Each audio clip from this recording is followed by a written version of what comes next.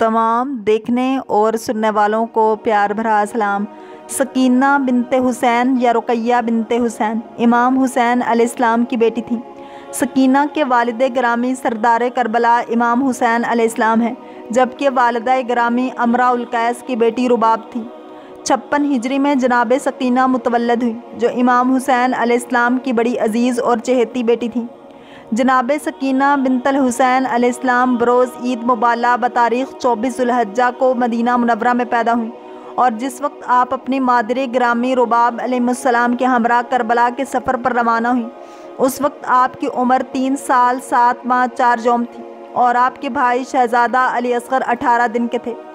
بعض کی روایت کے مطابق جناب سکینہ سلام اللہ علیہا کی ولادت 20 رجب 57 ہجری میں مدینہ منورہ میں ہوئی، لیکن معتبر روایت یہی ہے کہ آپ 24 ذو الحجہ کو متولد ہوئیں۔ حضرت امام حسین علیہ السلام کے حضور سیدہ سکینہ سلام اللہ علیہا کا خصوصی مقام تھا، اور آپ جناب سیدہ سے انتہائی انس رکھتے تھے، یہاں تک کہ حضرت امام حسین علیہ السلام نے آپ کے بارے میں اور آپ کی والدہ محترمہ کے بارے میں اشعار فرمائے، اور یہ سیدہ سکینہ ہی تھیں جو کہ ظلم بنی امیہ کی عینی شاہد تھی، جو کہ حضرت امام حسین علیہ السلام پر ڈھائے گئے، اور اس کے ساتھ سواری امام حسین علیہ السلام کا خالی خیام میں لوٹنا تھا، جس کے ساتھ ہی خیام حسینی میں ہائے بابا کی صدائیں بلند ہوئیں۔ جب اسیران کربلا کا قافلہ روانہ ہوا تو جسد مطہر حضرت امام حسین علیہ السلام پر خود کو گرا دیا اور جدا نہ ہوئی، یہاں تک کہ بنی امیہ کے کارندوں نے آپ سلام اللہ علیہ کو ظلم و جبر کے ساتھ جدا کیا۔ کربلا معلیٰ کا ذکر ہو اور سکینہ کا ذکر نہ ہو، یہ نہیں ہو سکتا۔ ہمارے لاکھوں سلام اس معصومہ پر جو عاشورہ کے دن ڈھلنے تک اپنے سے چھوٹے بچوں کو یہ کہہ کر دلاسا دیتے رہیں کہ ابھی چچا جان پانی لائیں گے۔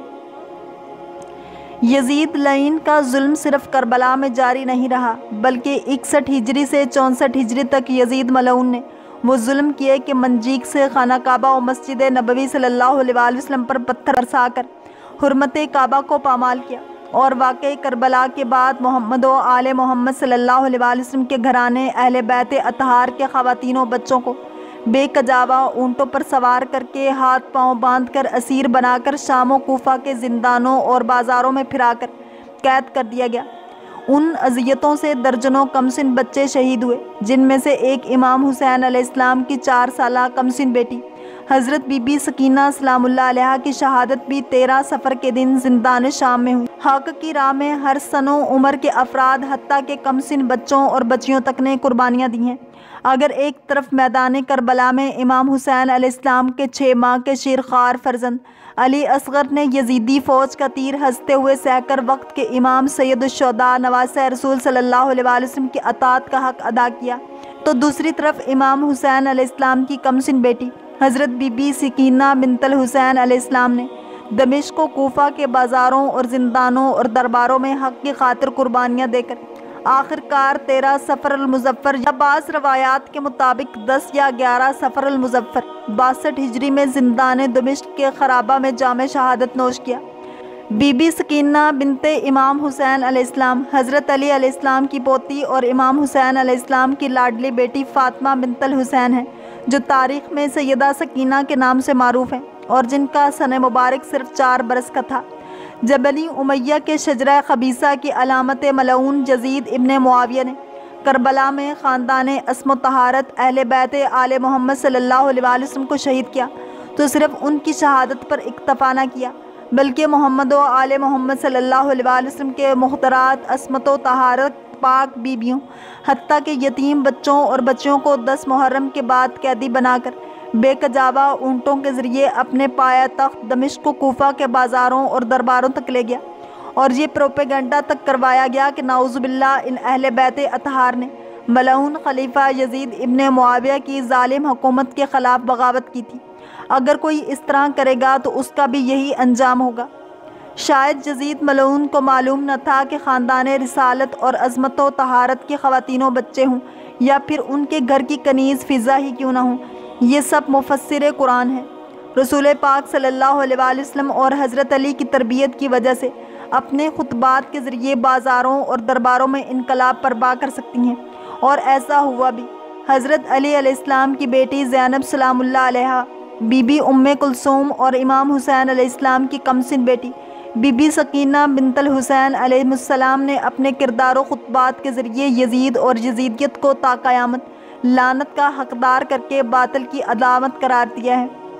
بی بی سکینہ بنت حسین علیہ السلام نے کوفہ میں ایک ایسا عظیم خطبہ ارشاد فرمایا کہ اہل کوفہ آپ کی بلاغت و فصاحت پر دنگ رہ گئے۔ اس خطبہ نے لوگوں کے دلوں کو کاٹ ڈالا اور لوگ غم کے سمندر میں غوطہ زن ہو گئے۔ اس خطبہ کا لوگوں کے دلوں پر گہرا اثر پڑا اور ان کو احساس ہوا کہ ان سے کتنا گناہ عظیم سرزد ہوا ہے۔ حضرت سیدہ سکینہ سلام اللہ علیہا کے خطبے کا متن کچھ یوں ہے: حمد ہے اللہ کی ریت کے ذروں اور سگریزوں کے برابر، عرش کے وزن سے لے کر زمین تک میں اس کی حمد بجا لاتی ہوں، اس پر بھروسہ کرتی ہوں، گواہی دیتی ہوں کہ اللہ کے سوا کوئی معبود نہیں ہے، وہ یکتا ہے، اس کا کوئی شریک نہیں، اور حضرت محمد صلی اللہ علیہ وآلہ وسلم اللہ کے عبد اور رسول ہیں، اور آپ کی طاہر اولاد کو فرات کے کنارے پیاسا ذبح کر دیا گیا۔ اے اللہ، تو نے اپنے مخلوق سے علی ابن ابی طالب کی ولایت کا عہد لیا اور ان کو اس عہد کی وصیت کی، لیکن مخلوق نے تیرا یہ عہد توڑ ڈالا اور آپ امیر المومنین کے حق کو غصب کر لیا گیا اور آپ کو شہید کر دیا گیا، جیسے کل انہی کے بیٹے امام حسین علیہ السلام کو شہید کیا گیا۔ اے اللہ، تو جانتا ہے کہ میرے دادا علی ابن ابی طالب کو تیرے گھر میں شہید کیا گیا، جس میں دیگر مسلمان بھی موجود تھے، اور انہوں نے اپنی زبانوں سے ان کی مظلومی کا اقرار کیا۔ ان پر ہر طرح کا ظلم روا رکھا گیا، لیکن انہوں نے تیری خاطر صبر سے کام لیا، اور وہ اس حال میں دنیا سے گئے کہ ان کی حمد بیان کی گئی، اور ان کے فضائل و مناقب ہر جا معروف ہیں، اور کوئی بھی ان کے مقام تک نہیں پہنچ سکا۔ اے اللہ، میرا سن بہت چھوٹا ہے اور میرے دادا کے مناقب بہت عظیم ہیں، میں اس پر ان کی تعریف کرتی ہوں۔ اے اللہ، تو جانتا ہے میرے دادا نے ہمیشہ تیری توحید اور تیرے رسول صلی اللہ علیہ وآلہ وسلم کی حفاظت کی، اور آپ کو دنیا سے کوئی غرض نہ تھی۔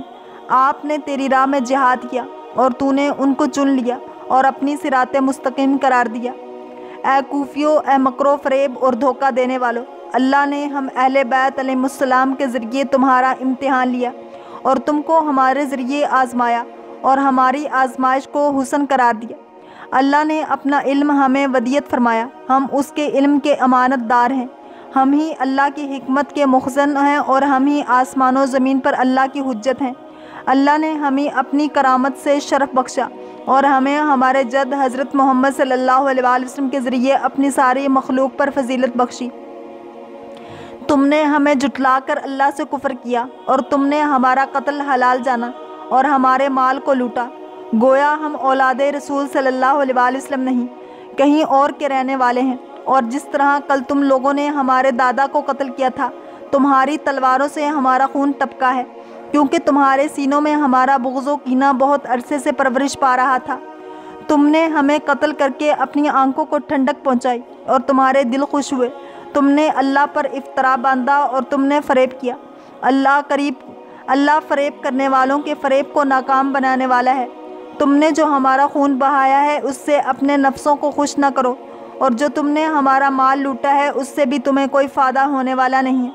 کیونکہ ہمیں جو مصائب و آلام کا سامنا کرنا پڑا ہے یہ اللہ کی محکم کتاب میں پہلے سے ہی مذکور تھا۔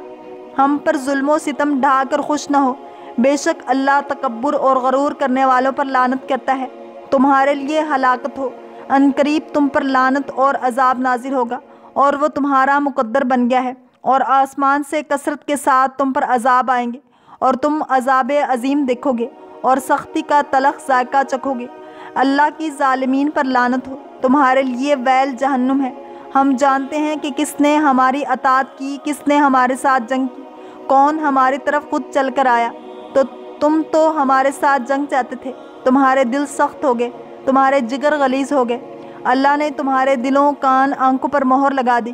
تمہارا پیشوا شیطان ہے جس نے تمہاری آنکھوں پر پردہ ڈال دیا اور تم ہدایت سے دور ہو گئے۔ اے کوفیو، تمہارے لیے ہلاکت ہے۔ رسول اللہ صلی اللہ علیہ وآلہ وسلم نے تمہارے ساتھ کیا برا سلوک کیا تھا، جس کے بدلے میں تم نے اس کے بھائی اور میرے دادا علی ابن ابی طالب علیہ السلام کے ساتھ اتنا برا سلوک کیا، اور اس کی پاک عزت کے ساتھ کیا کیا، ہمارا قتل، اور ہمیں قیدی بنا کر تم فخر کرتے ہو۔ کیا یہ امت اس پاک گھرانے کے قتل پر فخر محسوس کرتی ہے جسے اللہ نے پاک و پاکیزہ بنایا اور رجس کو ان سے دور رکھا؟ ہر شخص کو وہی ملتا ہے جسے وہ کسب کرتا ہے اور جو وہ آگے بھیجتا ہے۔ تمہارے لیے جہنم ہے، تم نے ہم پر حسد کیا۔ جو اللہ نے ہمیں عظمت و فضیلت عطا کی تھی وہ تمہارے حسد کا نشانہ بنی۔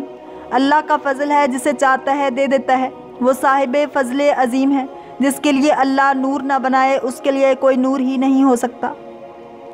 اللہ کریم ہم سب کو دین اسلام کی پیروی کرنے والا اور عشق مصطفیٰ صلی اللہ علیہ وآلہ وسلم نصیب فرمائے۔ اگر آپ کو یہ ویڈیو پسند آئی ہے تو لائک، شیئر اور سبسکرائب کرنا مت بھولیے تاکہ ایسے ہی اسلامک انفارمیٹیو ویڈیوز آپ تک پہنچتی رہیں۔